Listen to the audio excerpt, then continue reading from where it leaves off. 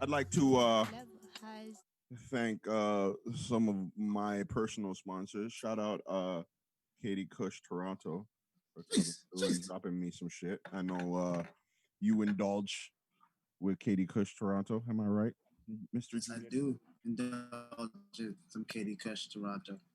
Shout out to them. Shout out to them. Shout out to all my peoples. Giving us green in times like these is it's very useful. It's a necessity. Yo, why you doing the little plug? Let me do my little plug too. Yeah, plug up. Yo, man, for the real Kush man there that need to keep this stuff fresh, high end jars, fam. The Kush stays forever fresher than these things still. Mm, You already know the flavors them with their pan, so yeah. yeah, man. Still dense. But carry on, my brother. No, you got to throw me one of those. I didn't even know about those. Yo, I got a 1-2 coming for the man them still. I got you, G. That sounds good, man. Well, I'd like to thank Yeah, everybody for and Crookie. joining on this newer platform we're doing it on. We're on Twitch this time. The reason why we're switching it is because we want more accessibility for this space for people to talk about production and for us to be able to just extend it out more. So I thank y'all for joining on this new platform. I feel like we're kind of starting from square one. We're not doing it with Artscape anymore. We're not doing it with RBC. So we don't have those people still coming in just watch Artscape that's seeing this. So if you know anybody that was part of that, coming from that Artscape and or checking out these because they were seeing it on Artscape, let them know that we're on Twitch. Let them know to follow my Instagram. Let them know to click on the link, and then you easily connect to the Twitch, and then you can see everything that's going on. It's beautiful. Um, so Meet the Beat. It's a music production talk workspace, or not workspace, but more talk space where we do workshops and we talk about different things in music production, the music industry, and we also talk to producers from Canada, from all over the world that are currently doing some great things in music and need, some spotlight on them, and also to learn some things from them, tricks of the trade, all these different producers that I brought on. Junia-T, our guest today, Lord Quest, like from Pac Div, Willie B, Chin. All of these guys have different styles and different ways that they've gotten to where they have in the industry. And I feel like, it's always a plus to talk to those guys that are already making strides, not the ones that have already completed and retired from the game, but the ones that are currently making strides in the game to put Canada on the map and, you know, for us to, really get seen and really get respected for our musical scene. So, big up to all the guests that come through. They're all my niggas anyway. So, it's easy to get these guests. I'd be smoking with some of these niggas. I'd be working with some of these niggas half the time. So, I'm blessed to have this this arsenal of different producer friends to come on this show. It makes it work.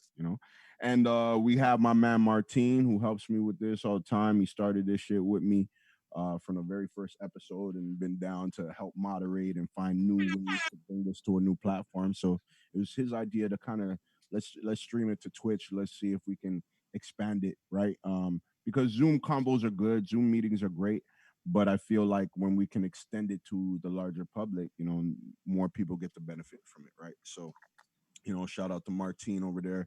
You'll hear him blazing some sound effects here and there, one, two times.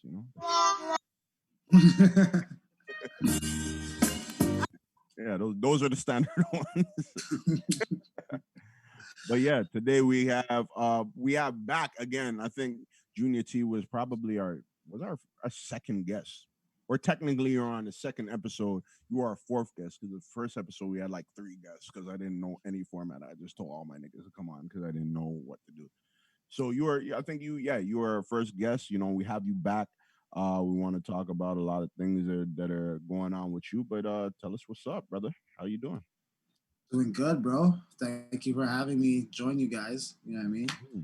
I love what you guys are doing, and especially Mm-hmm. because we come from a community family. You know what I mean? Each one teach one. Steel sharpen steel. Mm-hmm. That's how we keep it going. So thank you for letting me get to contribute to that too. You know what I mean? Oh yeah. Um, But of I'm good, man. Super thankful. Mm-hmm. Happy to see that our city is celebrating its diverse versions of its art right now more than ever, Yep. which is great. Um, yeah, I'm just doing my part to contribute to that perception of Toronto's level of music. You know what I mean? That's all I've really been focusing on, man. Great. Um, One thing that I got from that last episode that we did, a lot of people were like, "Yo, he was so like he just knows music. He's so into it." Like I don't think I got rave reviews like that for any other guest. So I definitely had to bring you on here, and it's definitely timely because you have Studio Monk nominated for a Polaris Prize. It's now in the short list.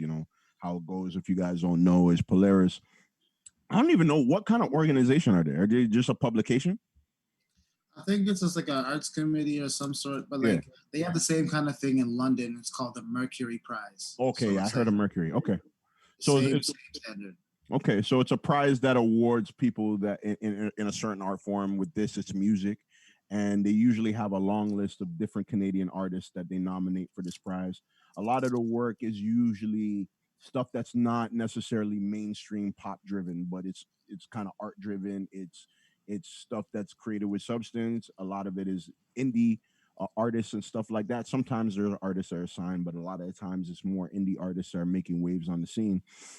And then they have a long list that they drop, and then a few months later they drop a short list, meaning they cut down the list to the few nominees that will be in the running to win. I think is what, 10 grand 50 grand still. or 50.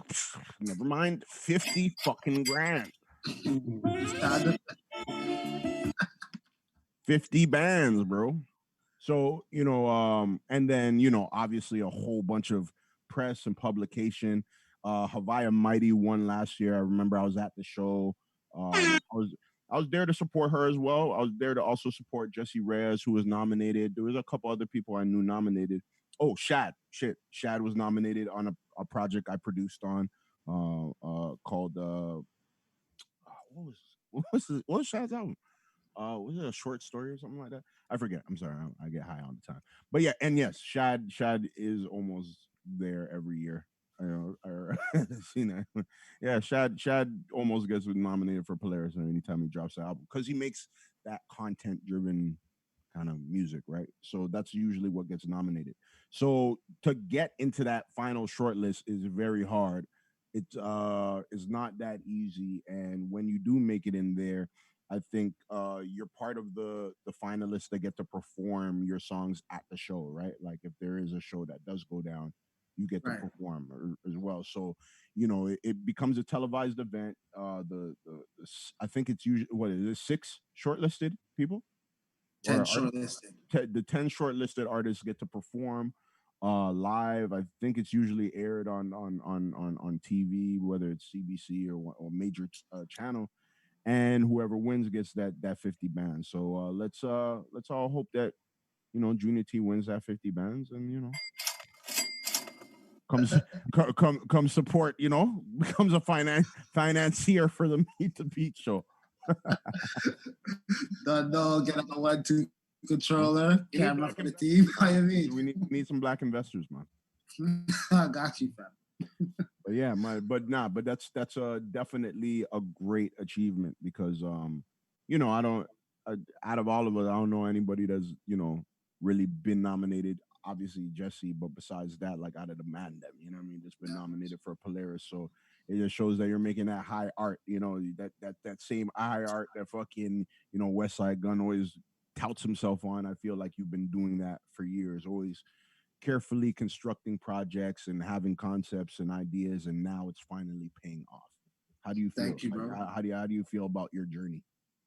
You know what, man? The one part about the journey that I celebrate the most is the brothers in my family, all my family members, like the people that the universe put in my cipher as the tribe. You know what I mean?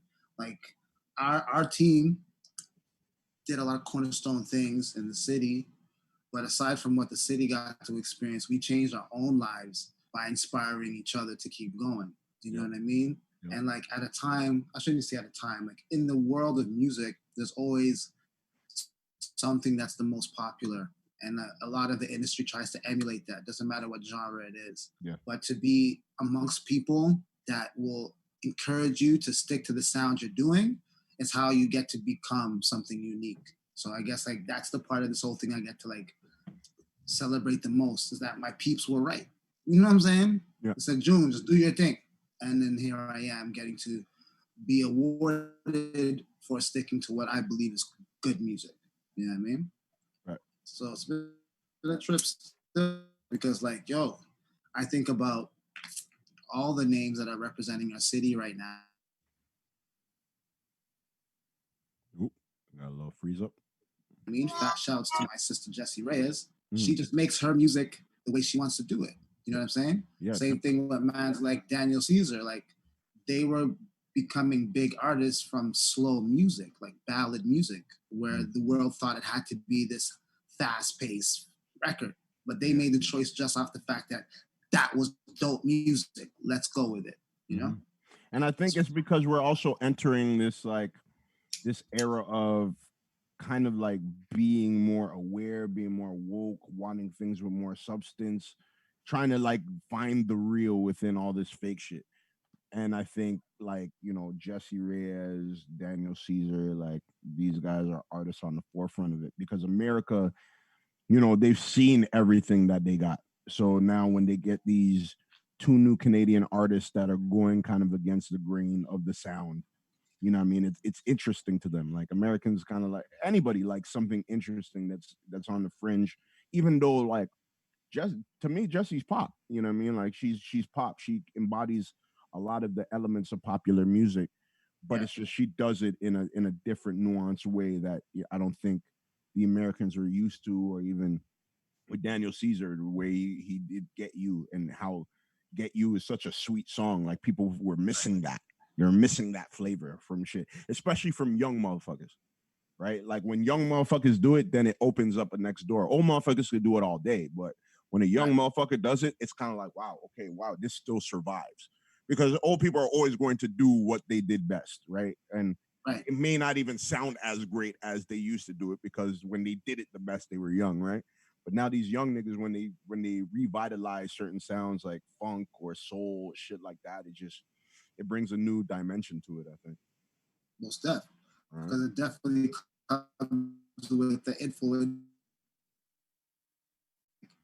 Studio Monk, for example, I definitely drew a lot of inspiration from the music I listened to, but I was also influenced by the era too. You know what I mean? Like the first song, Know Better,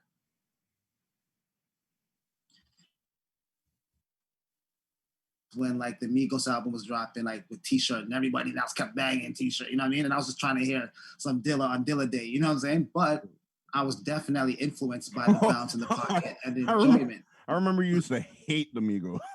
Yo, it used to be cheese, bro. You guys played that all day, but you know what? Like I learned to like appreciate what was great about it. You know what I'm saying? Yeah. And like I can admit that it definitely introduced me to a new pocket of rhythm. You know what I'm saying? And that was definitely the bounce that didn't use any fast hi-hats, but I enjoyed the pocket. You know what I mean? I made the same similar kind of pocket with my own style of percussion. Yeah. You feel what I'm saying? So it's like, you know, being able to be creatively free and around people that just trust what they're feeling, I feel has been the best part about my journey with this record. I've just been lucky enough or blessed enough to be in rooms with people that weren't afraid to try new things, you know? Right. And then they let me start whatever quirky beat it was and then connect to it without me having to convince them. It's just what the room was dictating. And then all the songs were brought together that way. So with this nomination, like, you know, staying on Studio Monk. So let's say if you do have a performance, like what is how, you know, you don't have to reveal everything to us, but how do you imagine your performance happening? Do you feel like it's going to be a compilation of, obviously the album is a compilation of different artists, you producing everything. How do you see, you know, it all coming together with like the artists that are on this project? You're gonna do it like on a Khaled tip, like bring all of them out one song, or how do you envision that going?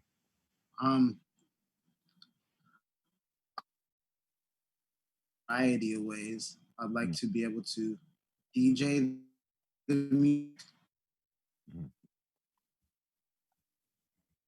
for this album. So I have bare tunes that I could just launch, you know what I mean? Hmm. Also, it'd be great to do it in a band format to bring some highlight to the amazing players that were a part of this record as well. You know, Definitely, this yeah. album couldn't have been possible without mans like Mark James or TJ Whitelaw or, you know what I mean, even Chino Davila that plays the drums on the intro. You know, even mans like Tommy, River Tiber. You know what I'm saying? These are great musicians in our city that I feel can help elevate the quality of the music we're making overall. And I feel that's something I want to help remind people of. You know, we've got some of the best players in the world in our city, Yep. you know. Oh, for So sure. make those connections too, you know. My favorite song on that project is still Puzzles. Puzzles is like one of those tunes, like it's perfect for summer. Like it's like a summer fucking joint. It's real shit, you know, phase of speaking in there, but it's so you can light a spliff and just like coast to that tune. Like I've that definitely has to get performed. If it doesn't get You know, performed, you know what? If it's just a one tune, that'd be a tune I'd perform, but it'd be nice to do it with all the pieces. You feel what oh I'm yeah, saying? Like that's what I'm Chino saying. on drums, Hmm. me on You have bass, to. man on You have to. keys. That track is like a live kind of doom, doom, doom, doom, doom, doom, doom. Trust Like me, you need the real like you have to 1 foot skank and everything. everything. Yeah, man. Playing the bass on that was fun, man. Like in the process of making Studio Monk, I also taught myself how to play bass guitar. Yeah. So the studio is working out of the Hive. Fast shouts to Ollie. Um, Ollie Oliver, who's the owner of the space, I was using his room, and he's a guitarist. So he had a bunch of guitars on the wall, and then he always had like another guitar rack at a chair height, and he always kept the bass on that. So I was just like, you know what? It's there beside me every day. Might as well start noodling with it. You know what I'm saying? Yeah. And then like over the progression of the 2 years, you hear it like every bass line, with the exception of two, which is Tommy's intro, because Tommy played that bass line crazy, and sad face emojis, which is my boy Scripture in London. All the other bass lines were played by me. You know what I mean? Like you're literally hearing me learn the bass throughout the process of the album. Mm-hmm. That's crazy, but that's great. I can't wait to hopefully because the actual like award thing will happen what next year You know what happens in October? in October. um have they said anything about like a virtual kind of show this time around, or you haven't got like any word yet? No word yet, but you know, it'll be interesting to see what happens. But I'm just like super thankful that the project got recognized, and the story that they're telling associated to the project was the original intention. You know, for people to recognize the community aspect of what can happen with music, what happens when you bring a group of people together. And then also, I wanted it to be a win for all the people associated. So it's great to see that they're highlighting people like Faza, you know, Sean Leon, and even names that weren't so common to people before. I'm glad that they're gaining new awareness. You know what I mean? Real talk.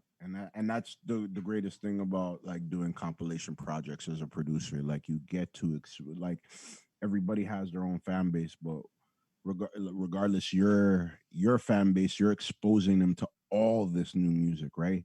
When an individual artist does it, they're just exposing people to themselves. But as a producer, you get to like really put people on to everything. And that's when I did the We On Some Rich Kid shit, that's what I wanted to do. I wanted to put them one onto all my man them. That's why I always put tracks from Smash, what I mean, whoever on there, like that was really team, and then exposed them to like new niggas in the city and shit. And then because internet started popping, is just like, okay, now we can expose it to America, and expose it to all these different places that haven't heard all these artists. And then obviously attack on the Drake tracks I do. So it's like, that's the hook, Yeah. right?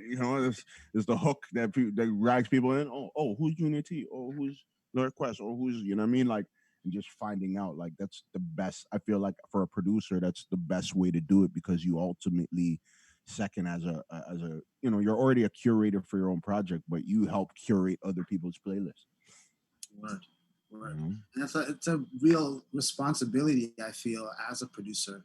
You know, I like to call it the era of the beat maker, and Yeah. it's an important era because that's what gave us freedom as creatives. You know what I'm Yeah. saying? We didn't come up at a time where equipment and them things were even accessible, or studios weren't even trying to have hip hop producers in them to work on some pro bono stuff. So we had to resort to producing because that was the most affordable way we could just get busy. You know what I mean? But in that, our generation kind of missed out on the magic of being in a room with a bunch of people. You know what I mean? A lot of my favorite music, like whether it's Bob Marley to Quincy Jones to Roy Ayers, a lot of that music happened because it was a bunch of people in the room. You know what I mean? It wasn't everybody taking their turn to like touch the Pro Tools. It was everybody just being in love with their tool that they were contributing to the song. You know what I'm saying? And I feel that like now that hip hop has gotten its respect in the city, that maybe some of these spaces will start to open up to these producers, or this new generation of producers will start to create these kind of spaces for themselves.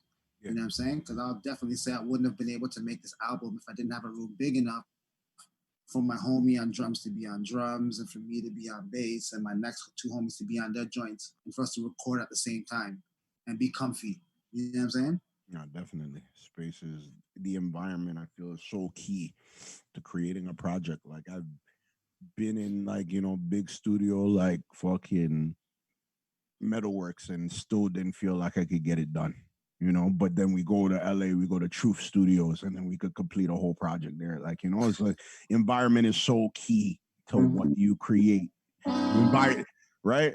Like, and and I wasted the label's money. Like, it's really, it wasn't really a waste of money because we smoked blunts and we had a lot of footage, and it was cool and shit. It was great to talk about it, and I got to hear fucking Nothing Was the Same before it came out, or a couple songs from there, which was cool. I heard the Jay-Z one. I was like, ooh, pound this shit. But like, it's almost like I paid to hear the exclusive, like, because almost none of those joints came out. I think most of those joints kind of stayed in the lab. But yeah, like environment is so key to like just how you create. I feel like if you're in the most soothing of environments where you can just focus, think, and you're around people, like even the environment affects the people you bring into it. Like if they see you're working in like a piece of shit with garbage everywhere, and like they're not even really focused on what needs to be done. You know what I mean? Like you have a more welcoming environment where they can sit down, they can smoke if they want, they can eat if they want. You know what I mean? There's instruments everywhere, so they can touch and play with shit and come up with ideas. Like it got to be like a playground. I feel like it got to be like a playground for creativity. That's how you have fun musically. You're right about that, bro. Yeah, you're very right about that. Like I learned this process when we're out in LA. You know what I'm saying? Once you take away the time limit in the creation process, you know what I mean?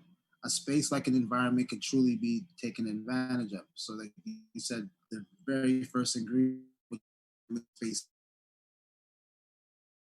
you know what I mean? But then the next thing I discovered with this record was the role of the producer is to also help set the energy in the room. You know what Yep. I'm saying?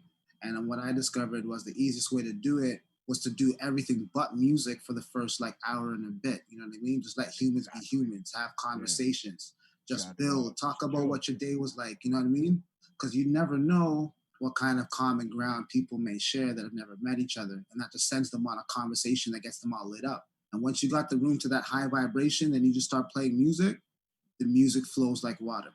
You know Right. what I mean?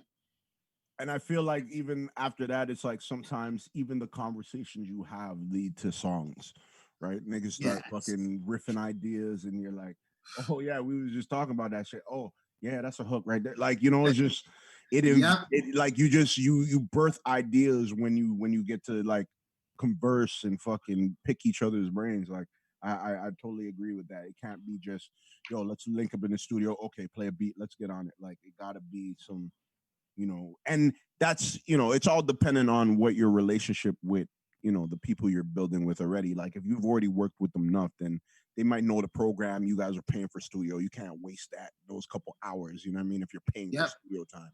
Yeah, yeah. But if it is an artist you haven't worked with before, and you guys have a vibe, but you haven't vibed in a studio or whatever, I feel like paying for that extra 1 hour or 2 hours, you can It's create worth that it. space to really vibe with each other, pick each other's brains, and know what each other's about. So then when you guys create a track, it sounds like you guys are more in unison, right? Yeah, I agree 100%. Like, Mm. I started to look back at the sessions I did before, and I realized the reason why I didn't leave satisfied is that I didn't take the time to ground in certain situations. Sometimes you're going to a studio to record something you got finished. That's a different session. But to be in a studio with the intention of creating from scratch, I've learned that I need to put in that extra hour or two if I'm working with new people or even just anybody, because like we ain't seen each other in weeks. We got a lot to catch up on. You know what I'm saying? All right, yeah, it's important. I think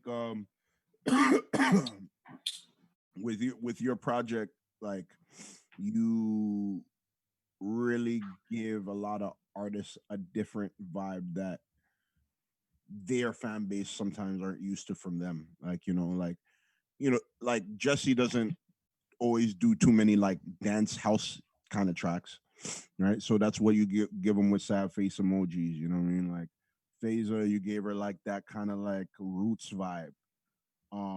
Right. With No Better, it's kind of like a jazz hip hop kind of feel for Sean, right? Like it's not, a lot of people may not have heard Julian Thomas, so it's fresh for them, but maybe for Sean, they're usually hearing him on that, more trap, lo-fi trap shit. So I feel like everybody that jumps on it that has a fan base gets a different kind of vibe. Like you bring them into your world, and I think that's important as you when you're defining yourself as a producer and you're doing these kind of projects. Can you bring these artists into your world, into your vibe, like and and that ultimately helps them because it shows the versatility of what they can do, right? Like they're not just about the vibe they're on. They can switch gears. You know what I mean? This it's the same kind of way like when you see, a Freddie Gibbs and an Alchemist project, right? Like it's just the union of the artist and the producer makes you think differently about the artist. You're like, oh, I thought he was just a trap nigga. I thought he was just spitting on trap beats. Nah, this nigga can Right. flip it on anything, right? And then you're like, okay, now that producer has a sound. Like I know what he's about, and that's good at a time, and then you switch it up. Then you're like, oh shit, I didn't know he's on this. You switch it up over time, but to define your sound is to like really build with artists, and I think you really did that with your project, man. You put you put Thank you, bro. you put them out of their Thank you, comfort bro. zone, but still had them comfortable. Right? And that's like what I discovered from the process.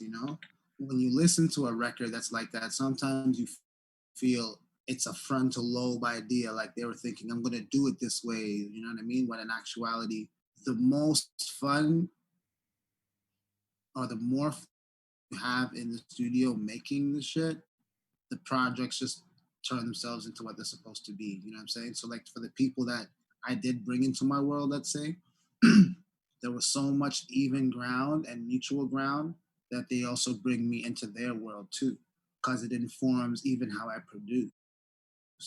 You know what I mean? Like, when I think of songs like um, Dream Come True, you know what I mean? Dream Come True is super drama going phaser, but the selection of drums and the way that I did the chords on that was very much the kind of music that Drama Go enjoys. You know what I mean? Yeah. So even though I may not have had many beats in my catalog that ever sounded like that, now I had the energy in the room to inform a place that I was interested to go. You know what I mean? So it's a cool ebb and flow between producer and artist when you make that space. You know what I mean? And like we said before, like topics and all that stuff just come from the conversation. You know what I mean? Like that's one thing I could say the whole album is based off of. Is every song came from conversations. like the song with Benjamin A.D. I recorded that one in London, England, and he was signed to Rocket Management at the time, so we had access to that studio, and we literally linked up first thing in the morning, 11, right by the train station. Got to the studio, dropped off our bags, walked around to go grab our morning coffee, came back, and you know me, my coffee and Jameson, bro. And now in London, you could just buy a bottle everywhere. So I just bought like coffee, It's, you know it's what, 12 o'clock somewhere. Jameson, you know what I Always mean? 12 o'clock. And then like we walked back to the studio, fill our drink, roll up a ting, go outside, smoke the ting. So by the time we got back to start the song, it's already been an hour plus. You know what I mean? Yeah. Two twos when I start chopping up the beat. The last thing we're talking about walking into the studio, which was overthinking, is just like what he started penning about. He didn't even tell me like, I'm gonna write about this. He just started writing. You know what I mean? Yep. Came together bit by bit. We did the whole song in a session. Made the beat, he wrote it and recorded it right there and arranged it. And then overdubbed some bass the next day when scripture came through to listen to it. You know what I mean? Yeah, man, that's crazy. And it's like, you know, like I know exactly what you're talking about, because it's like that's I feel like, because a lot of people ask me like, how do I have a session with an artist? Da, da, da, da. I'm like, bro, like, who are you working with? You know what I mean? Like, you know who you're working with. Like, if you know who you're working with, you know how to just vibe with that person. Vibe first. You know what I mean? The vibe first before you create. You know, it's just that's you can't create with just nothing. With just you don't get nothing if you don't create nothing. And when I don't know if you've seen it the other day, it was like T Pain was talking about how he was in the studio with Travis Scott, and he was making a beat for him, and Travis Scott was like, "Nah, that's not it. Like, let me play you Astro World. Let me show you what I like, what I want." And then T Pain was like, "Yo, ain't no, ain't nobody can have this shit just sitting there like, like this. I don't have this shit, but I'll make some shit." So he starts making some shit, and then he said that it wasn't even 2 3 minutes. He was talking as he was making it, and then he turns around, and all of Travis Scott's homies are sleeping, and Travis Scott is sleeping standing up like this. Like he was listening to it and then fell asleep standing up like a zombie. And he was really asleep. And to me, I'm just like, oh, like, do you like, you guys got in the room because he wants something from T Pain. He wants like, he's, you know, he knows that he's a baby of T Pain. You know what I mean? Like he came from that auto tune lineage, right? It's T Pain that started that shit from when he was a baby. He knew, but it's like, oh, okay, I'm gonna get something from the OG. Why not? But it's like if the OG's not trying to connect in a way, it's like I'm not really in your zone. I'm not even feeling what you're giving me. Like, you know? Yeah. And I think that was mainly the problem with that. I don't think it was necessarily just the beats you played, it's just what's your vibe, what's your energy. They could have still thought the beats were shit, but they probably wouldn't have fell asleep on you. Like you know, like I never really experienced that. I'm pretty sure it's like Travis Scott does a lot of lean, so you know that codeine, that codeine puts you in a coma. But you know, I think it's like, yeah, it's one of those things where like, nigga, vibe with who you're working with, you know. But if it's one of those things where it's like you're not trying to build a classic or you're not trying to build timeless music, you really don't have to you don't really have to go too deep with it. You know, it's whatever, it's a session. But if you're trying to make shit like, you know, for your compilation project as a producer, or you're trying to make something classic, you have to vibe with who you're working with. It's key. Yeah. I agree 100%, man. And like the basics, you know, Right. have food, have simple or a juice or, you know, and if they partake in smoke, have a reason, you know what I Like mean? drugs And or not. like, to be fair, You may not do drugs. You know what I mean? You guys might so I'm be saying, on straight edge. Like you don't need like, but yeah, yeah, like even coffee. like run like a game or something. I don't know what it is. However, you fit your environment to be inviting. Have simple things to engage with whomever you're bringing, which is pretty much the basics. You know what I'm saying? And when you got those tools to create common ground, you just be surprised where it will take you. At the very least, you know what I mean? You definitely don't want to have 2K in the room and smash them in 2K. They're probably not even going to want to work with you. Yeah. You know what I mean? Yeah. But yo, I think this new generation, like with the tech merging with a reemergence of musicianship, is gonna breed some great art in the years to come, man. Yeah, man. Who's your Mount Rush? I'm totally fucking. This has nothing related to what you just said. Come hi. Who's your Mount Rushmore of producers?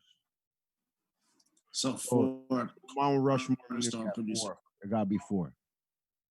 And if it's a production team, it counts as one head. Okay. I would say some niggas say Neptunes. Neptunes do people. But yeah. We'll count them as one head with two sides. I'd say Quincy Jones. Ooh, Quincy Jones. Jay Dilla.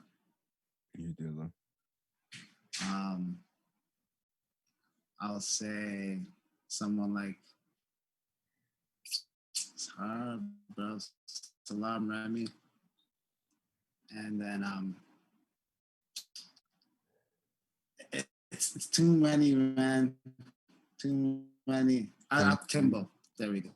Quincy, Salam, Timbo, and who was? What's the one I missed?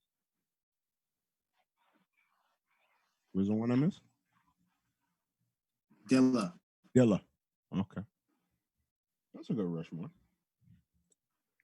That's a Rushmore that covers Quincy Jones covers like everything from like the 30s. He like invented certain genres of music, so he goes back to the 20s. You got bro. And this is the Mount Rushmore I know that inspires you. Like it's a foundation what to be for like simple reasons. Like Quincy took the time to travel to learn a new skill. You know what I mean? He went to France to learn how to score music. And then he brought it into the world of like the music he was doing. And then also to come up with something that's like rhythmic and make it like popular. I thought it was really dope too for him to come with the bossa. And then also the stories they would tell about what those sessions were like. You know what I mean? It's very kindred to like the style I'm adopting now. And then in review, in hindsight, listening to some of my favorite music, I'm starting to notice the stories are very similar. Yeah. You know what I mean? So anybody that's making that timeless music, those are the kind of habits I want to like adopt. You know what I mean? I find that it's not subject matter. It's how did it feel when they were making it. You know what I mean? Like the story of Bohemian Rhapsody. Like, look at how they put that in a film. Like, you know what I mean? Mans were linemen. They didn't sit there with a bunch of people meticulously writing out that song. And that song's like gargantuan, bro. They want to make an opera. You know what I'm saying? So it's like, that's why them man there to me are like great producers, you know? Oh, real shit. Yeah, man. I haven't even been looking at the chat. Niggas been talking in the chat. Ivana Santilli says environment is so key and instruments set up for no obstacle flow. Ciao, gents. Oh, thank you. There. Yeah. That's real though. She's right about that. That's actually one of the elements about the room that I enjoyed as well. Because like we had like an interface that had 16 ins, and the keyboards that were on the wall were all already patched in. And there's already like preamps preset so mans could plug in guitars real quick. The microphone was always patched in. So when people showed up and let's say I'm like rocking on some drums or something, someone could just easily just jump on the keys and start playing keys, and I'm recording all of this live. You know what I mean? And Mac could grab the bass. So as the ideas come, people don't have to wait for me to stop to do anything. They can just pick up an instrument. You know what I mean? And like if that option's not there, you could have so many creative people in the room with musical ideas that can't even contribute. You know what I mean? Okay, so let me flip it to like, I guess the business end. and how you deal with business. In terms of, a lot of people been asking me about, like, just connections to certain publications or certain streaming companies or whatever. You're a guy that's been getting a lot of press for this project. You know what I mean? It's been in publications, been reviewed. You even had the billboard downtown in Yeah, yeah. Young and Dundas Square for Studio Monk as a Friday release, or no better. And they also did the one for Studio Monk as well, right?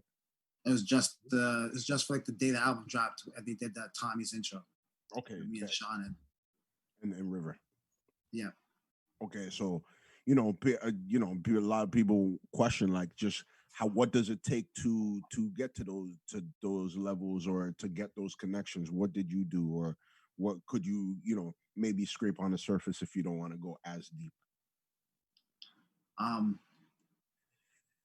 for me back in the day, I used to just focus on like simple ways to learn about something. You know what I mean? So I literally did a lot of research to find out who were the people that were associated with the bodies of whatever I wanted to work with. You know what I mean? So from back in the day, for even for certain blogs I wanted to be on, I would research the blogs to see who wrote for the blogs. You know what I mean? And then simple communication and making an effort to be out in places that the art lives and doing networking. There's a lot of like the groundwork I did to be able to have these kind of connections to do that. You know what I mean? Yeah. As much as we all live on the internet, it's kind of crazy to say now, but who knows? Do as much to connect with people as people too. You know what I mean? It's not just sending somebody something; it's also being a human being with them. You got to be outside. That's what it is. Got to be You gotta outside. be outside. No, because that's what I tell Yeah, people. It's just man. like, if you're not outside, if you're not where the movers and shakers are, like, what do you expect to move and shake from your end? Like, it does. There's times it's happened for people that are recluse, that are from doing it from their room, and they just blow up and get viral off something. But then when you see that person having somewhat of a lasting career, whether it's for a year or more, there's somebody behind it. There's always somebody behind it, regulating it, making sure it's coming out, whether that person's a professional or, for 10 years or not. There's somebody behind it.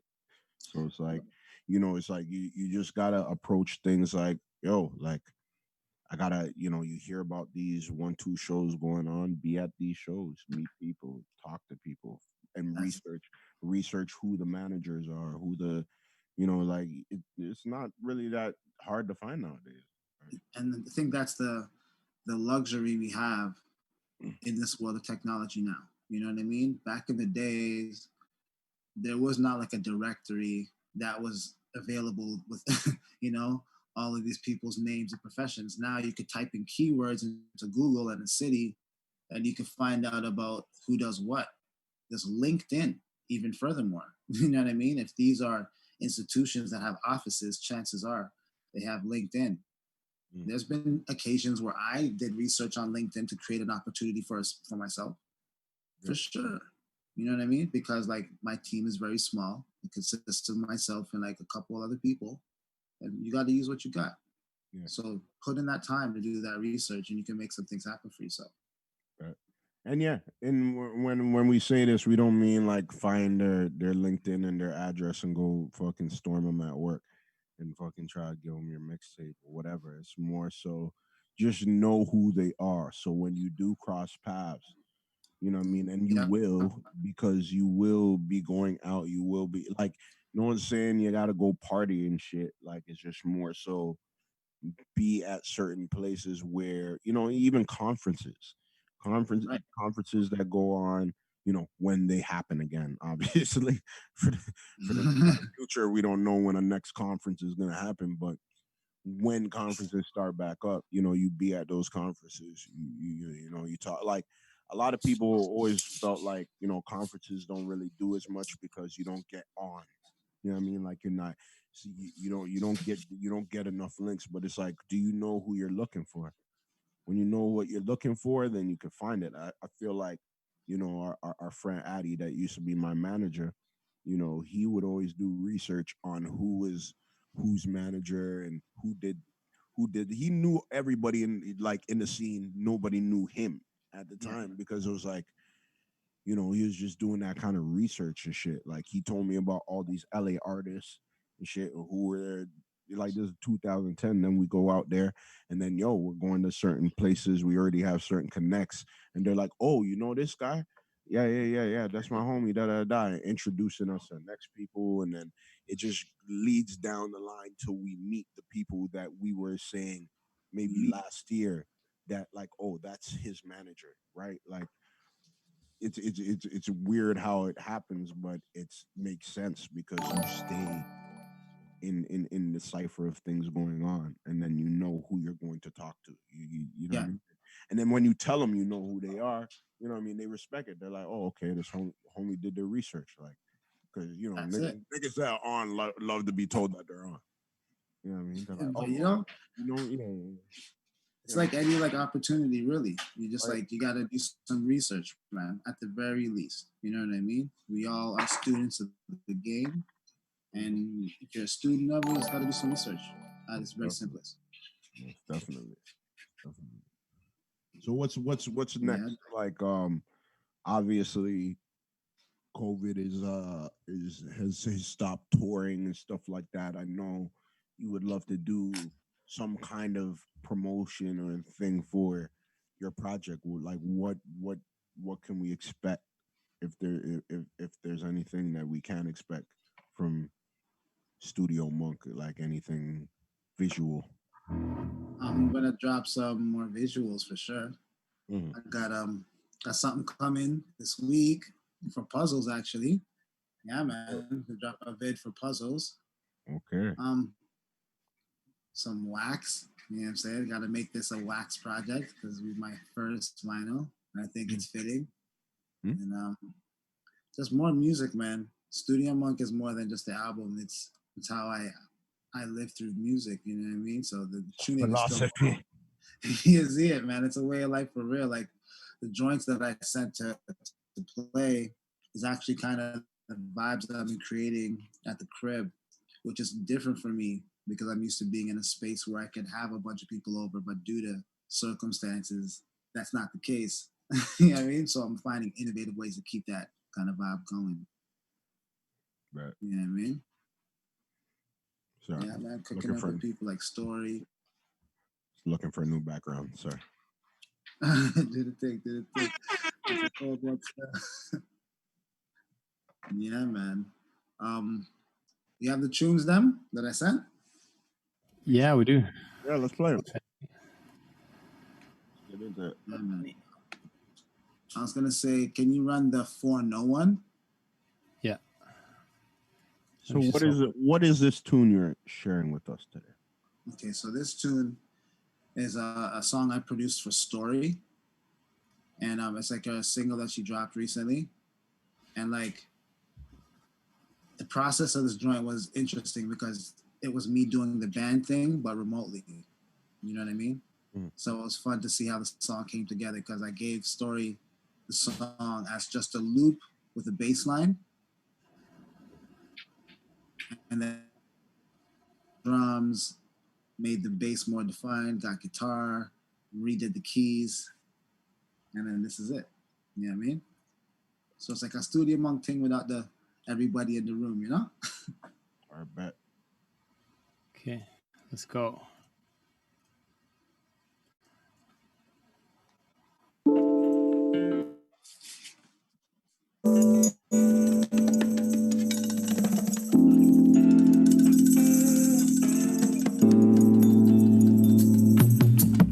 Baby, you got you gonna see. You're just what I like. Touching, kiss up on me slowly. High signs that keep me up like coffee. This is so good if you like a tree. Everybody looking like all these other music still a highlight. Promises like how they put it down. Right, my girl, she fuck me better than any of these guys. Baby, you got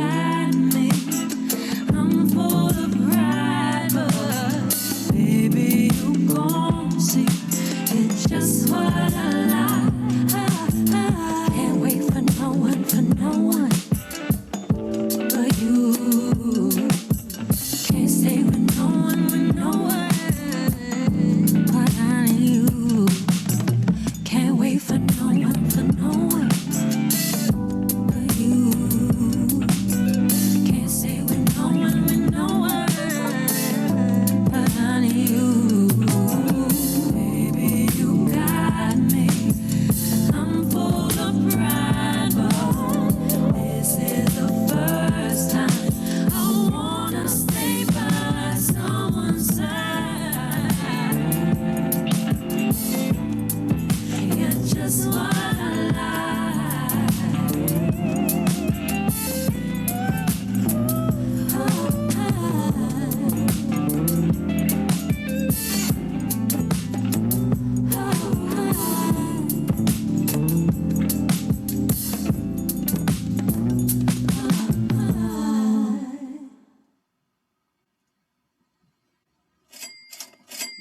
Christ. Exactly. What the fuck was that? Yo, that shit was a fucking mood vibe, fucking essence. Thanks, bro.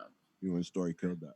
Story has that kind of voice where it's like, you know what I mean? Like she can do probably anything with her voice. It's almost like it's too good. You know what I mean? Yeah. I think Mad. that's why. I think that's why like people don't want to give her a chance. I think she's too good. Those ones where it's like you have too much power. Like she's like Phoenix from fucking X-Men. X-Men. Fucking Just come to Jean done Grey. the place. She's like the Jean Grey, and you're Professor Xavier with it. You know what I mean? Like that's what it was. I like it. Yeah. Yeah, Respect. everybody going crazy. This is dope. Smooth. Nice vibe, bro. Took this in Respect, yesterday. respect. Jeff has your vibe all over it. Tony. Yes. It's the junior sauce, bro. Like it's the pause. It's the it's the you know what I mean that you drip all over that track. Like you know you play the drums as well.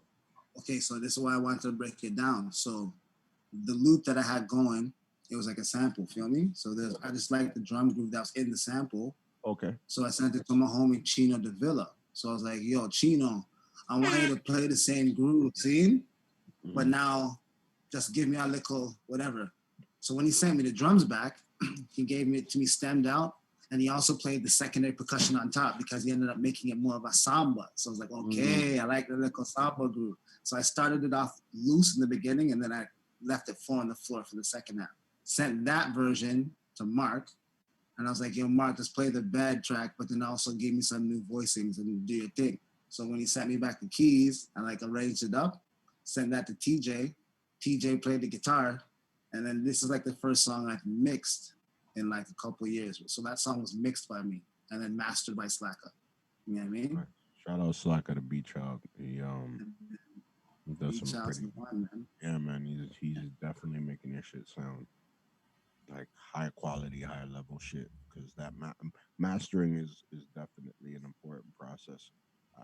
I hear the difference now, and I hear it like there's certain levels with a master you can't get with a mix, right? Like you can't Yeah. get to, right? Yeah. Like even like you know you mix it to that 0 point, you make sure it doesn't go over, and you can you know add as much multi-band compression as you want, but it's like it still stalls at a certain level when you play it next to like actual like you know Properly mastered stuff. commercial release shit, right? And then once you do the master, it's like it opens this extra area of you know of sound that you didn't hit before, but it's still not peaking. Like I don't know. I'm still trying to understand that process of how they do it. I know they use, you know, the dude that master my shit got some analog gear and shit. I need to sit behind him and just watch how he masters shit. But I know it's like it's a process that's less timely than mixing an actual song, but so important to making that song really bang. You know, so I can, and that joint was already mastered, right? Yeah, that joint's mastered. Yeah, so that's like that you can hear it. You can hear it's ready to go. That's basically what I'm getting to. That joint's ready to go. Yeah, thank you, bro. Thank you, bro. So like the next one I want to run is just like a rhythm, you know what I mean? But on the note of like, you know, levels to make things knock, you know what I mean, on a producer thing. Mm. So the benefit of choosing Beat Child to mix my record was he lived in the same city. So I got to pull up when he was mixing the record.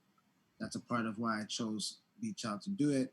So I could also learn by being in the room and hearing things change. You know what I mean? One thing he taught me, or what I learned from the experience, is the importance of changing the shape of your drums with a transient designer. You know what I mean? So when you got a transient designer Yeah. for the drums that you want to have jump out after you squish it in the master, you kind of got to make it a little bit more pointy. And Yeah. this is something that I wasn't aware of. When I squish it, I was only hearing loud bit of transient I had left in the sound. So this one joint in there called Inspire or whatever is a joint where I applied the simple technique and I just put like a regular compressor on my master, and you'll hear how the drums from just the kick and the snare hit. You know Yo, what I mean? Junior, you might have to repeat that all again because you got choppy and shit. Can you hear me better now? Yeah. So start all the way back from I use a transient design. Okay, so here we go. Changing the shape of the drums is what you're doing with a transient designer. Yeah. So you want the drums that are supposed to be the loudest have the shape you need. Yep. So on a transient designer, you can make the attack sharper or you can dull it out, but you want to make it more sharp. So this song, Inspire, I just used a simple technique by making my kick and snare more pointy. So when I hit it with a limiter, they have the same presence. You know what I mean? Yeah. Jeez. Yeah, when So can you run that? when I found out about transient designer, like that shit really I understood like why sometimes these plugins, like even though I was so against plugins at one time, like these make your shit like really fucking bang. Like Yeah. it's real. Anyways, yeah. Let's Ableton. play the next one. Yeah. Play the Inspire one. Okay, let's go.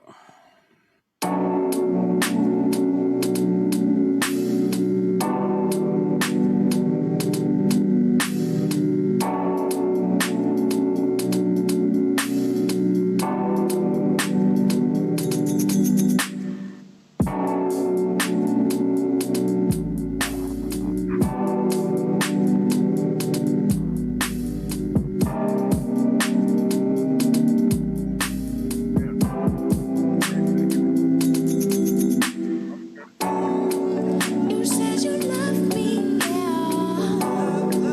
You said you loved me. You said you loved me, yeah. You said you loved me. Wait. You said you loved me, yeah. Like a little Keep idea. playing that. Oh, it's just like a little idea. That's all it was. You know what I'm saying? What? It's It, a it short ends there? thing, It doesn't end there. It ends there? No, it's just chorus idea. All to say that like it's a demo. Oh, okay. It's just a demo. Okay, I'm But you trying to hear more of that shit. respect. But Oh, like you know the drums and that. And Okay. that's how I did that one, you know? That shit And we recorded it with one of these in the living room. The vocals. Mhm. You know what I mean? So like being in the situation kind of has me using the basics again, but like being reminded that the basics are still just as powerful. You know what I mean? As tools. Right. Yeah, that's good, man. You got to utilize your environment. You know, there's so many ways you can turn your area into a studio. There's really no limit to what you could do nowadays. You know, so that's great that you can just create something like that just right in the crib. Respect. You know, man. Yeah, man. Want to play one more joint? Yeah, man. Yeah, Got time. we got one more in the chamber, yeah, and then we'll get to hearing everybody else's beats.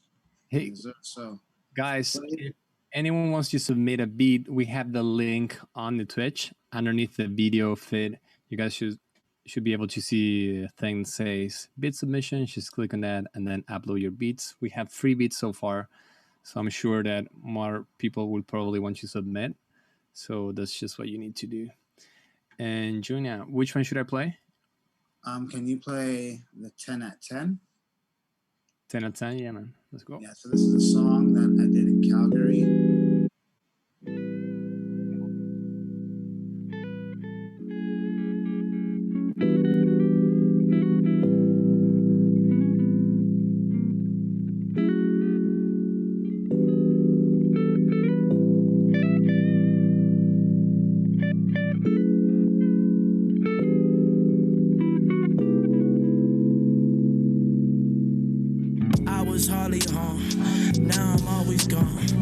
Pops on the couch, mama on the phone, dogs on a leash. Time to put us on. Time to put us on. Total broke through, and you know we called static. Shorty so good, make her want a bad habit. Total broke through, and you know we called static. Shorty so good, make her want a bad habit. Times will be hard. Put that trust in the self for the God, it can help for the soul with yourself. Play the role, get a hold of yourself. Yeah, I'm talking about level duh. Mind my business, by my trust. Blind to hate, co-sign my love. Mama taught me, grandma raised me. So my bravery is y'all bravery. You can scream out, that's my baby. Anybody that was hated, look their faces, cause we made it. Times are changing, I can feel it. Hold on tight, yo, there's more to life. Yo, you're the light to the other side, but I'm off tonight, yo, I'm off tonight. Time from day ones, outgrown on my dogs. They would say that I left them to starve. Outside with a leash in the yard. No consign got a leash on my arm. Still I brighten a piece of my charm. Took a bite to see what I'm on. My skin like Teflon. On my ish upper echelon. So what you stressed about, I just etched it out for my G's. What we next about, yo, don't mess around. You can catch a clout, homie, please. Talking to myself, made for better conversation. Listen close and get inspired. Blast this record on rotation. I'm gone. I was hardly home. Now I'm always gone. Pops on the couch, mama on the phone, dogs on a leash. Time to put us on. Time to put us on. Total broke through, and you know we called static. Shorty so good, make her want a bad habit. Total broke through, and you know we called static. Shorty so good, make her want a bad habit. Society blinded. People be chasing a high like a dog in a dog environment. Yo, Amazon can't get you deals on this, can't expedite it. Thought I get high, still get a job like a pilot. Yo, how to get on while sleeping, the home stay silent.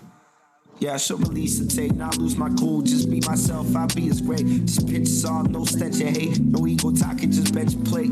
Pray to God, the rent is paid, my woman nice, the rent straight. My flow is ice, I bless and take, the rest is weight, Lord God. Heard myself on the radio, stereotype to stereo. Pulled up to the club like thermos, no try flex like everybody heard my songs. Stood next to the dude that's next to the star. That's what I currently flex with the whip.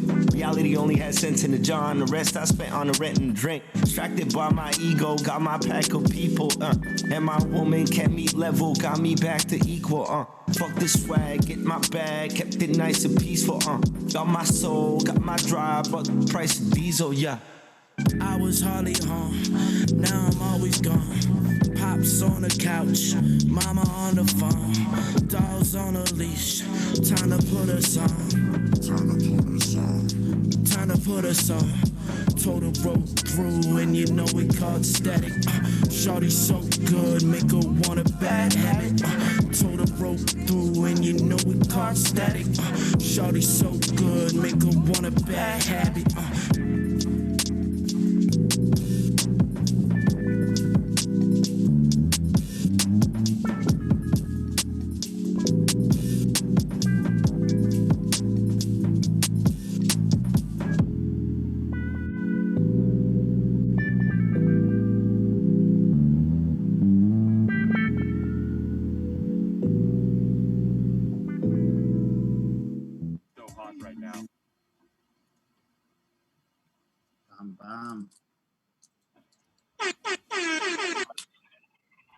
Fire.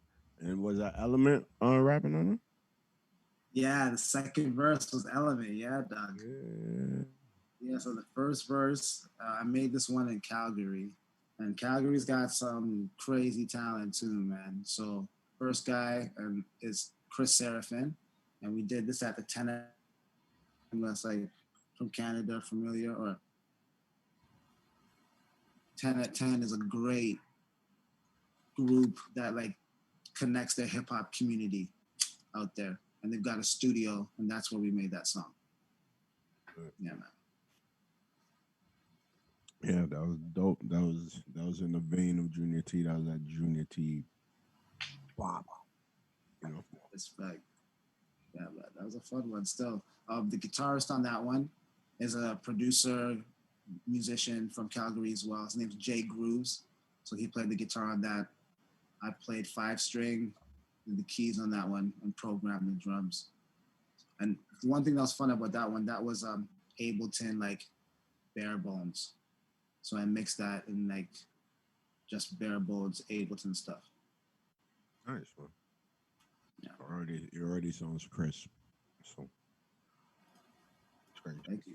I want to hear these beats that they said to the thing, man. To be Yeah, dope. let's see if we got any in the folder. How many we got in there? We have 3 beats so far. We have 2 from Quackish and 1 from Audio Gibbs. All right, cool. Yeah, let's Okay, play. dope. Okay. Quackish, do you want to share anything in the chat? Can have people join, so I'm gonna play it and they can share in the chat on Twitch in the meantime.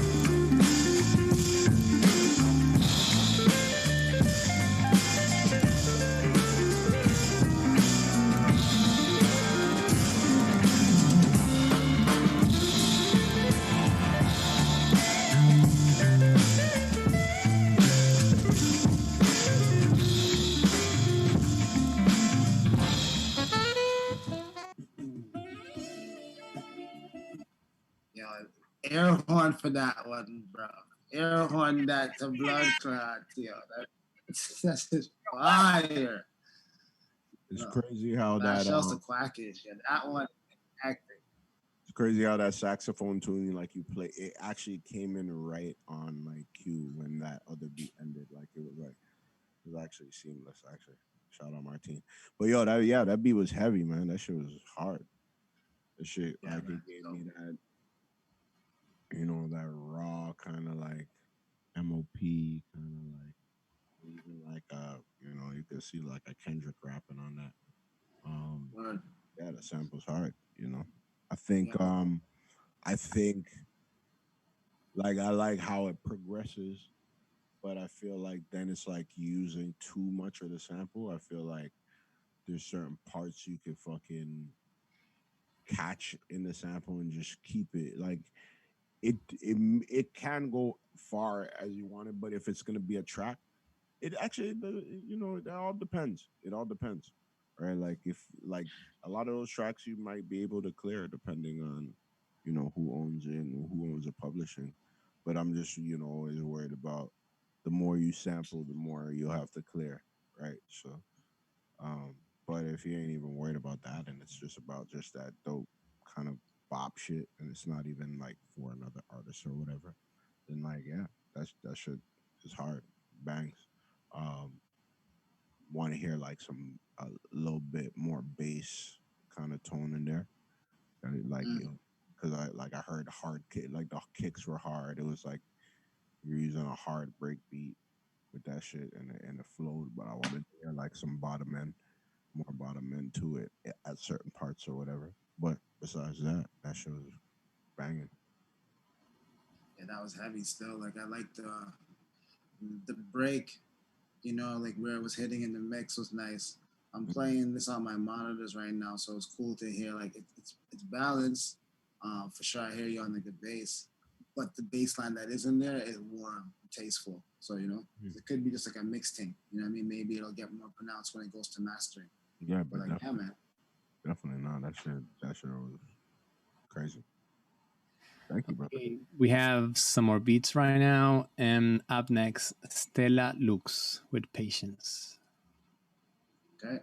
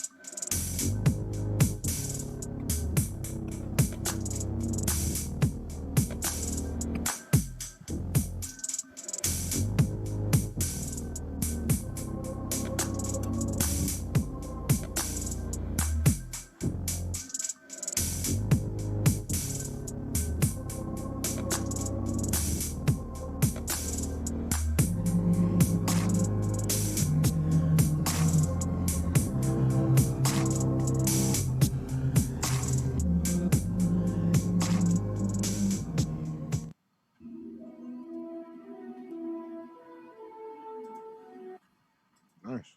I like it. Like it got that that dark, exactly what audio gives us in that FK Twigs vibes. And Stella, I already know you. Like I've heard a lot of your beats. They're like some dark shit. I think yeah, you're right. It's they're definitely like you have to mix it a little bit louder. I've always told you like just make the drums like a little bit louder, a little bit harder. So if you get some monitor speakers, definitely like just hear how you're doing the drums and stuff like that. It got a dark vibe to it. And I would also say maybe like um you can use something similar to those same synths, but something that certain synths that cut through more. And that could also be a mix issue, but I think certain synths that are playing the same melodies and everything you have, but just certain ones that are more pronounced. Like if you got that pigments, like find something on pigments.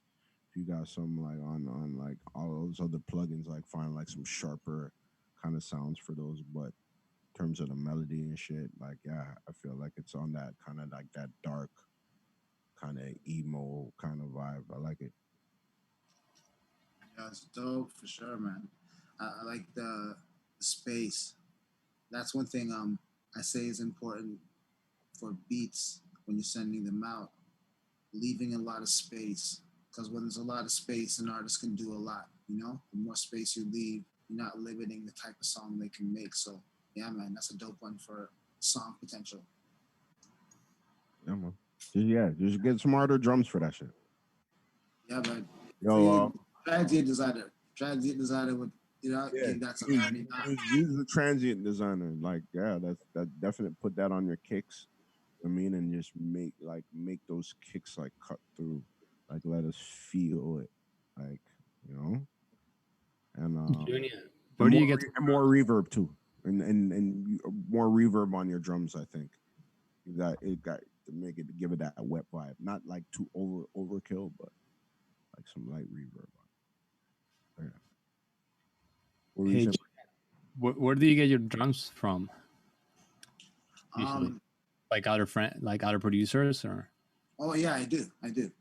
That's a dope question. I was hoping you guys would ask this one. Mm. I'm a big fan of Challenge. So there's this one Timbaland album where he used like the same snare for like the whole shit, but he just tweaked it so many different times, right? So I pretty much make like one kit a year. So like set up 4 kicks, 4 snares that are general snares that I need, like low, rim shot-ish, boomy, clap. Bunch of different hi-hats and open hats and a bunch of general percussion, and I just use those. And then every now and then I'll swap out. I'll like buy like a new kit or something, support one that demands them, and then use that. So the kits that I have bought, I bought the Iman Omari drums. I like those a lot because they've got like a real rich feel to them. They got some heaviness. And I also bought the Count drums. Fat shouts to the Count. Like he's got like a great technique for recording analog sounds. For mans that are using FL and stuff, he puts a little bit of delay at the beginning of his drums for you. Little sauce. You know what I mean? If you want that late swing, he gave you a little bit of space on every drum on the Count kick. But aside from that, like whatever the drums are that are available, you know what I mean? But I just turn them into the drums I need. Sweet. Brooklyn says he's about to lie. I see him. He You said- ask Crook, what does he use, guy? What drums do you use, Crook? Well, yeah, man. Those are like my favorites right now. Like I use the Iman drums and I use the Count drums. You know what I mean? But it's not like there's not a lot of drums in those kits, but you don't need a lot of drums. Just need the basic sounds. Okay, I'm gonna play the next beat while Crookling talks about his drums. Up next, we're gonna play Kayo, Affection.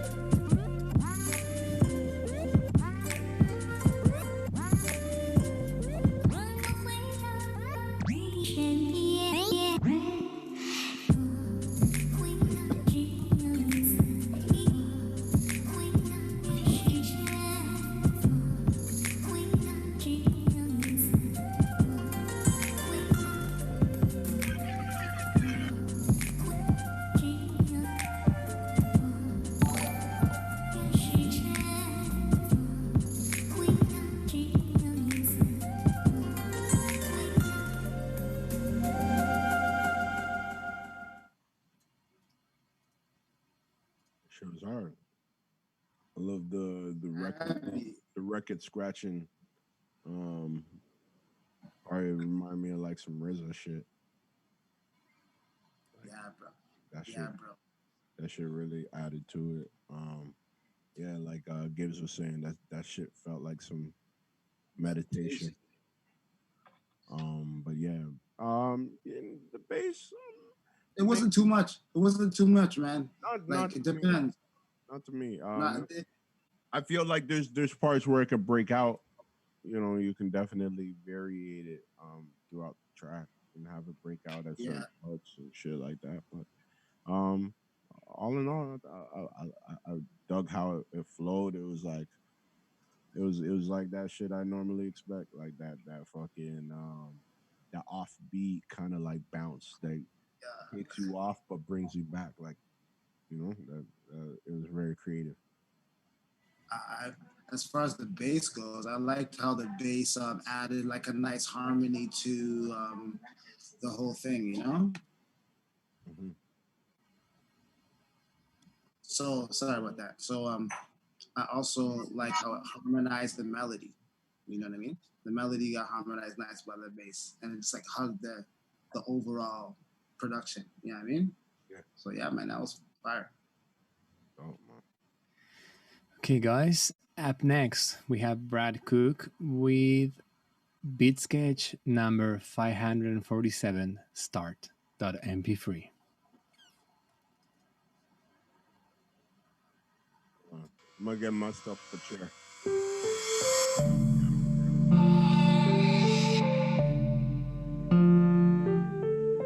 Cooking with fire.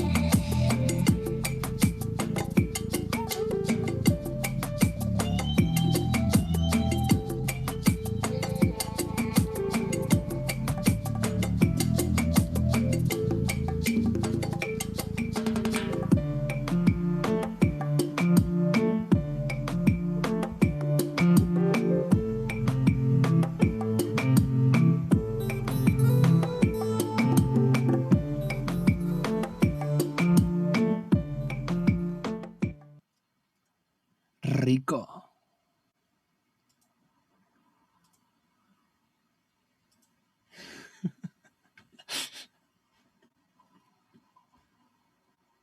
Yeah, it made me feel like Fernando. Just changed my name to Fernando after that beat. Yeah, that shit was dope. I was like, at first, I was as it was coming in, I was just like, where's this going? I still feel like you can make those drums a little bit wetter. Um, they sounded kind of either dry or stocky, and if they do sound a little stocky, there's ways where you can just wet it up with reverb so it doesn't sound as stocky, and then you can maybe shape it, EQ, Right. and maybe even like layer it with something too, with other drums. But as it progressed, it was just like it was started getting into more of the Latin vibe. I was like, okay, this is just a more of a Latin vibe kind of beat, and it kind of like still worked with it. Like the drums still kind of worked with it, but I think maybe making the drums a little bit wetter, or maybe using the next kit would make it even like pop a little bit more. Or if you can, you can get a live drummer that even take it to the next level, and then you can still keep everything else synth because it's like that kind of shit would be played on a piano or whatever anyways, or shit like that. But I think with the drums, like there's a way to make that shit just a little bit more realistic where when it's coming with that Latin vibe, or making them a little bit sharper. But besides that, it was a good vibe. I liked it. Made me want salsa. Yeah, man, it was dope still. And like I agree with you as far as like how we can treat the drums. Um, Sometimes one tool that I think is really cool to use, RC20. I don't know if you guys are familiar with RC20. Yeah, well, so what RC20 is a one module that has a bunch of different ways to change a sound or give it different character, right? So like Rich was saying, a variety of ways to give it character can be found in this one plugin, you know? Um, and even kits like Addictive Drums. Addictive Drums is a plugin that's Pew, pew, pew, pew, pew, pew. acoustic drums. So if you're programming on your computer, you can still get that real drummer sound. And they do have kits for Latin stuff and other things. So I'm a drummer and I finger drum, and that's a tool of mine that I use a lot to get that real feel. The C in RC20 stands for crack. RC20 cola. Don't mind Crook, guys. He doesn't use any plugins. I agree with it still. It's kind of He's an anti-plugger. What I like anti-vaxxers. He's an anti-plugger.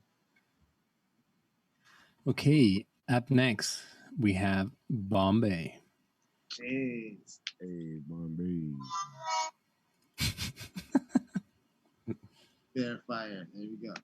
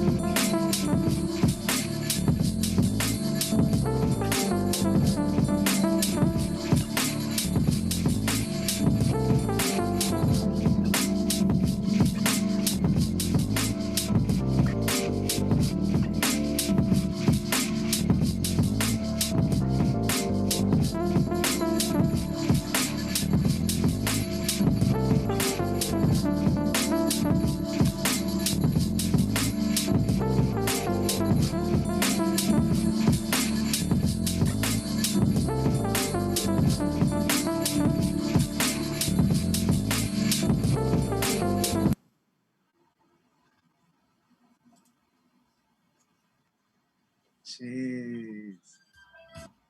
Mm-mm-mm. Jeez. That was just like Mm-mm. fire. One, for the Bombay joints, like for that one specifically, I really enjoy like his mixes, even though the sounds feel real dense, there's still a lot of space. You know what I mean? Yeah. Like the kicks, the hi-hats doing like a pattern, the chords are really full, but so much space. You know what I mean? That's dope to hear these rhythms too, because a lot of these joints have a lot of space. It'd be dope to hear some artists on these joints we're here today, man. Yeah, and the swing on that motherfucker, you're right, Cal. That's swing on that motherfucker was stupid. Just vibe with it. Yeah, I don't really have a critique for that one. That one was like, I love those type of beats. I might be biased if anything, because I just love shit that just sits in the pocket. But in terms of like instrumentation, sound quality, everything sounded right on this side. So great shit, Bombay. Great shit.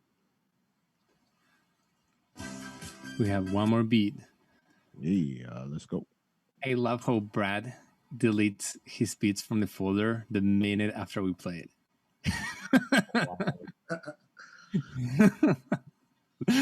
What's Okay. going on, bro? You a shy boy? What's going on, bro? Put that shit back in there, bro. Okay. Audio Gibbs Energy.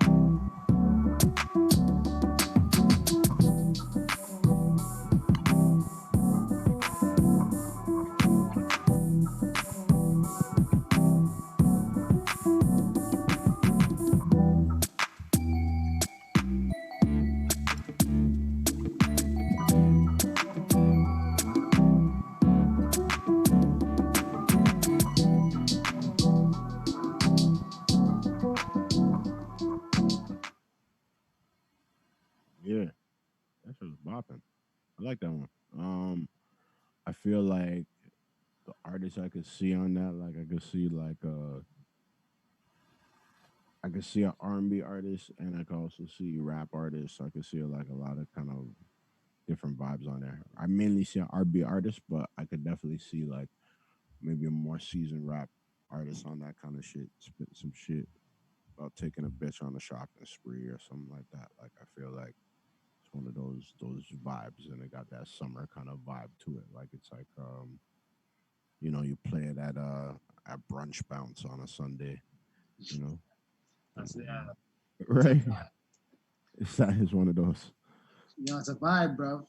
And like one thing I'll say for that one, I'd love to hear like the kick being really heavy on that one. I feel like the kick can get some more headroom. You know what I mean? Like, the pulse on that and the bounce on that's dope. The kick sound that he picked is really dope. It just needs like transient designer would be dope on that. I think that would help that for sure. And it was compression, Today's phrase of the day is transient designer. Trust me, fam. So hot right now. Nigga. TD, nigga. TD Bank, nigga. Invest, nigga. RSP. Yeah, I agree. With the drums, definitely, they could have just been a little bit more louder, tighter. But I like the melody. The instrumentation was good, like in terms of the rhythm and stuff, and the instruments you picked. Just let it like sit louder in the mix. That transient designer will definitely bring it out more. But yeah, definitely the bounce in that sick though, man, and the melodies for sure, bro. Nice one, still. Yeah, that gave for some reason it gave me a grown and sexy vibe. Yeah. Yeah, like you gotta go to a club like 21 and 25 and up. Like it's not even a 20, 21. Certain clubs is 25 and up. Yeah, I know that one still. They're mainly gentlemen's clubs. They're mainly strip clubs. So it might be a strip club. That's killing. Yeah. So what other joints do we have left, We have two beats, one by Quackish and another one by Audio Gibbs. So I'm going to play the one by Quackish first. Okay. Yeah, we'll play those last two beats and then we'll finish it off for this week. As I roll the next blunt. Carol Baskin.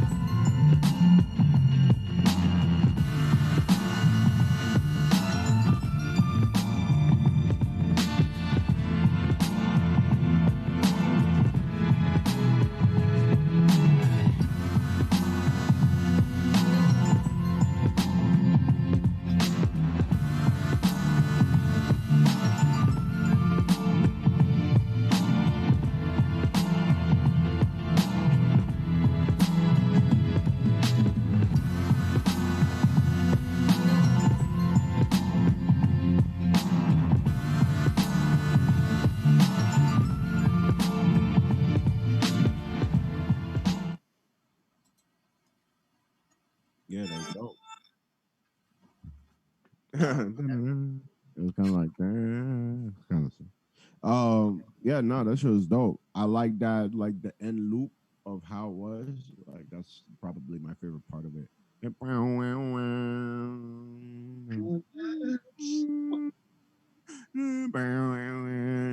That's actually like that's the hardest part of it. The beginning intro is cool. Like as it gets to that, if that is the main part of like the joint, which is like I don't don't have me make you feel like don't take beats certain places, you know what I mean, or get more musical with it. But just in terms of like when you find that hardest part of the sample, like sometimes you just got to keep it there for people to rock with it. So I think that's the best part of it. And then maybe some variations on that part. Um, whether it's with the synth that you added to it, or and yeah, man, I want to hear more bass in that, man. I always want to hear more bass in it. So Make it funky. Make it funky. yeah. You know what? One thing I like to do for bass sometimes, like I know just like make the kick boomier sometimes. Yeah. You know those ones? then yeah, there's that. Maybe I want to hear the kick a little bit more boomier, to like just add some a little bit more texture to that hit. But like besides that, like it was rocking. I like that. I like the flavor. Heavy Yeah, joint. layer the kick if you can. Like Yeah, but that was a heavy joint give stuff. at least give it that thump, you know. But like yeah, no, that shit was dope. I like it. Okay, last beat by Audio Gibbs. Don't give up. 139 BPM.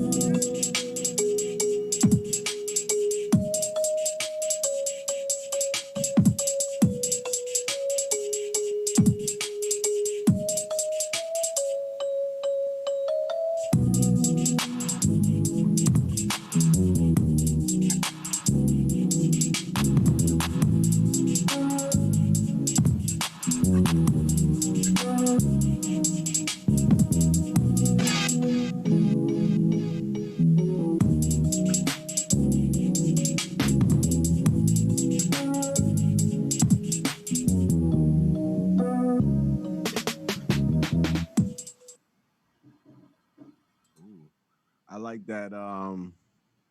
What it's like? I guess it's like a feel like with the snare. Like it reminds me of some old school Atlanta shit. But like, yeah, no, that's just I like that. Niggas that know me and like that know my production know I love bells. I love high dingy sounds. So like, I love when it broke into that. Yeah, man, it's a vibe. I like the chords, how it switches. It's a very interesting beat, and it bumps. And there's a part where it kind of like, it's like it's like it doesn't feel quantized, which Yeah, is good. You know what I mean? yeah, that was. I really appreciated the arrangement on that one, man. The arrangement was really dope, and the drops on it were really dope. And Hmm. like, Yeah, the drop too. Yeah. you know what I mean? And pocket wise, like I was saying in the chat, like a London man's would really appreciate a pocket like that, like for the raps. You know what I'm saying? Or Mhm. anybody that's got like flat, could rap fast and whatnot. But even you said Atlanta, that was a cool observation too. Like someone that could rap slow could find a dope pocket on that too. You know? Mhm. Yeah, because you could put like that. You could put that dope, quick break beat part on there, and like just do like that fast double time rap to it. Mm-hmm. Mm-hmm. But yeah, Yeah. oh, that show's hard, man. Thank you for sharing, bro. That show was rocking. Shout out to everybody that submitted beats and everyone that's even in the room taking it in, man. This is Yeah, dope. thank you. Appreciate to be a part of this. Thanks, Rich, and thanks, Martin, for having me, G. This is Yeah, dope. no problem, man. Thank you for joining us once again. We always like to have return guests, especially because you're my nigga. And I want to remind everybody that's new to the room, like this nigga is nominated for a Polaris Prize. He's shortlisted. If he wins this Polaris Prize, he will win 50 grand. And that's 50 grand for whatever he wants to do. He could like, take a trip to fucking Bahamas and you know, find his, find a new job as a fucking sailor. He Big could Bob. he could fucking use it to record his next project, which we probably think he'll do. Or you can, or you can just invest in Meet the Beat. Nah, Air horn that, fam. Air horn that. I'm fucking with you. Nah, but like, yo, hopefully you win that shit. Nah, hopefully you will win that shit because You are my nigga, and you're one of the dopest musicians in the city. You've proved that over and over again. So it's great to see you on this stage doing it. Yo, man, appreciate it, guys. And like what you guys are doing as a community thing is dope, man. It's some real steel sharpens steel. So thanks for letting me like participate, G. You know what I mean? And all of you guys are like bad man with it too. So yeah, man, continue this cipher going. You know what it is already. All right, thank you guys for joining another week of Meet the Beat. As you know, we're on a new platform. We're on Twitch. Um, yeah, we can. We're still working out the kinks, but we're gonna find ways where you guys can still join into calls and talk and speak and still have a voice beyond chat. We just felt like this would be a better way to expand it. But what we're gonna do is we're gonna set up like an email list, right? And we already have kind of some of a couple of the emails from people that join the group, but we'll start an email list or maybe like even an IG group or whatever. So info for the show when you want to catch it, whatever platform we're on or whatever medium it's on, you could join us and you can share that with other people and they could join in and we can make it a party. You know what it is. I hope you enjoyed this episode. Talking to Junior about his Polaris Prize. Or not the Polaris Prize yet, but the Polaris Prize he's about to get.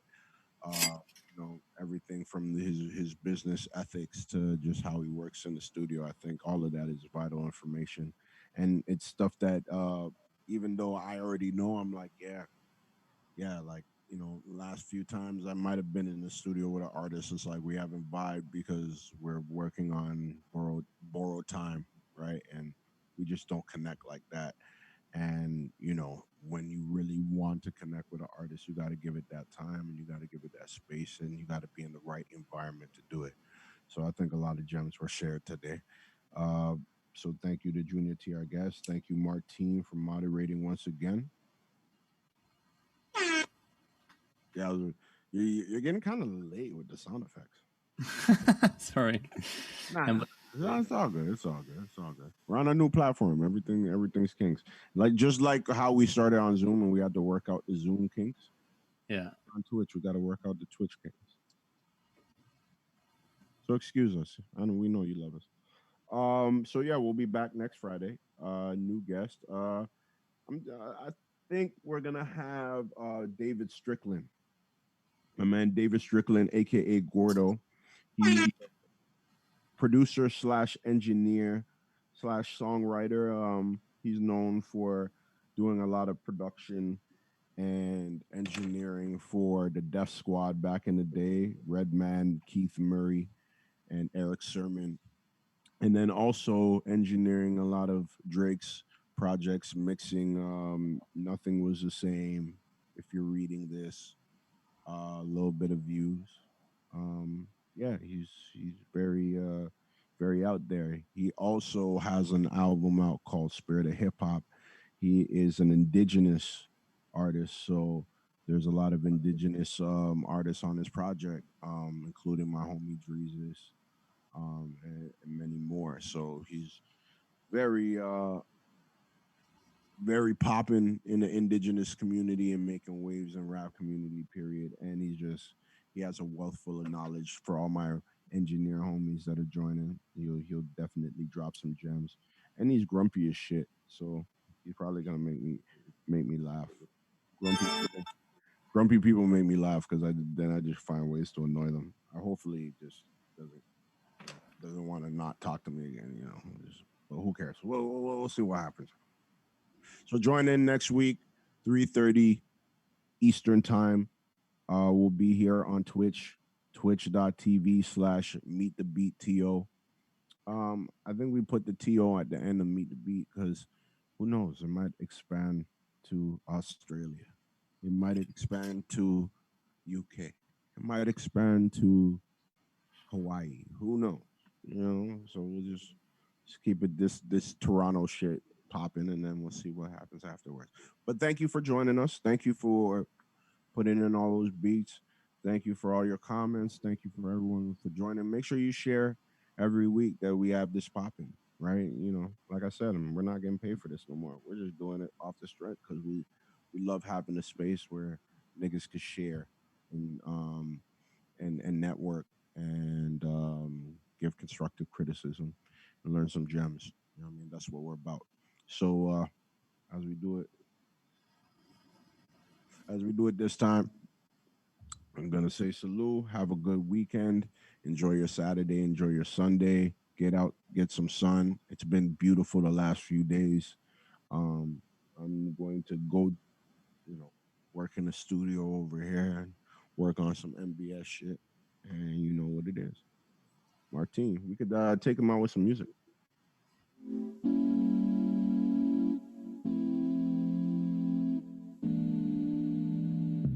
You're so good.